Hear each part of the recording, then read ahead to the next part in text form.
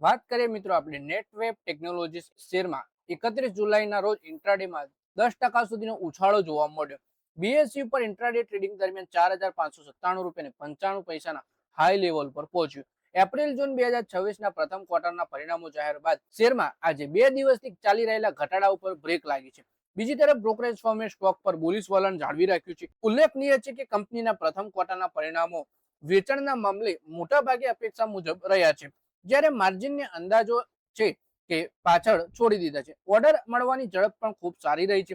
કંપનીનો ટેક્સ પછીનો નફો વાર્ષિક આધાર પર જે ગયા વર્ષે 30.4 કરોડ હતો તે અત્યારના ક્વાર્ટરમાં 70.5 કરોડ થઈ ગયો અને 85.3 કરોડ આપણે કંપનીનો ટેક્સ પછીનો નફો જે ગયા વર્ષે 30 કરોડ અને અગાઉના ક્વાર્ટરમાં 70.5 કરોડ હતો તે અત્યારે હાલ વધીને 85.3 કરોડ થયો છે. એટલે કે નફામાં આપણને વર્ષની ક્વાર્ટરની બંનેની સરખામણીમાં જોવા મળી નેટવેબ ટેકનોલોજીસના શેરમાં.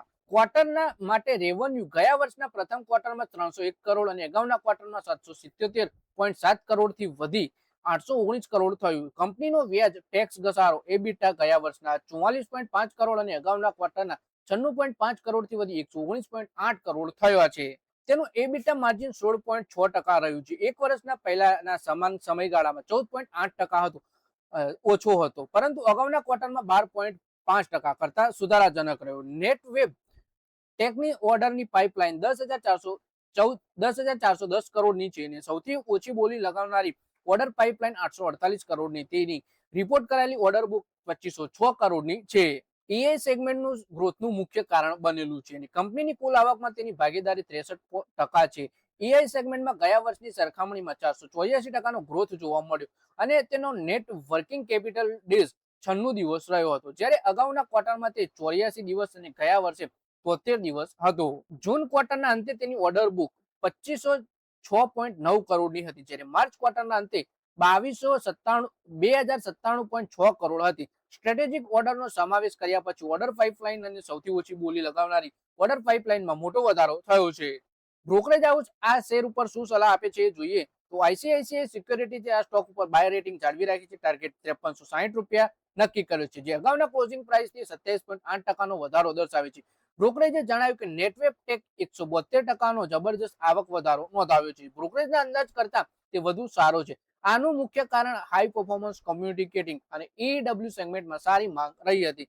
એટલે કે આઈસીઆઈસીઆઈ સિક્યોરિટીઝે બાય રેટિંગ સાથે 5360 નો ટાર્ગેટ આપ્યો છે. પછી વાત કરીએ કે ટોપ 3 સ્ટ્રેટેજિક સેગમેન્ટમાં મજબૂત ગ્રોથ ચાલુ રહ્યો છે. 10,410 કરોડની મજબૂત ઓર્ડર લાઈન જે ગયા વર્ષથી 151% વધુ છે. સપ્લાયર સાથે મજબૂત ભાગીદારી કરી છે. બ્રોકરેજની તમામ મોરચે સારા પરફોર્મન્સના કારણે 66 ગણાનો 1 year forward price two earning ratio દેખાઈ રહ્યો છે.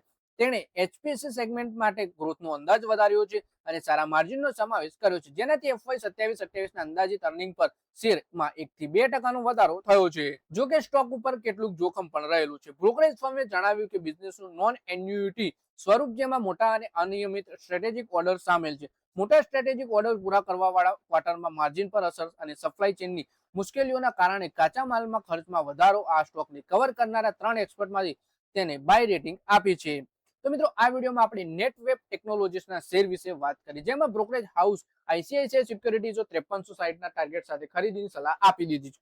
તો મિત્રો આ વિડીયોમાં બસ આટલું જ. હવે મળીએ આવનારા વિડીયોમાં. ત્યાં સુધી વિડીયોમાં લાઈક કરો, કોમેન્ટ કરો અને વિડીયો પોતાના મિત્રો સાથે ફેસબુક, ઇન્સ્ટાગ્રામ, વોટ્સએપ બધી જગ્યાએ શેર કરો. શેર બજારની આવી જ માહિતી ગુજરાતીમાં જોવા માંગતા હોય તો ચેનલને સબસ્ક્રાઇબ કરી વિડીયોને હાઇપ કરી લેજો અને ફેસબુક પેજને પણ ફોલો કરી લેજો.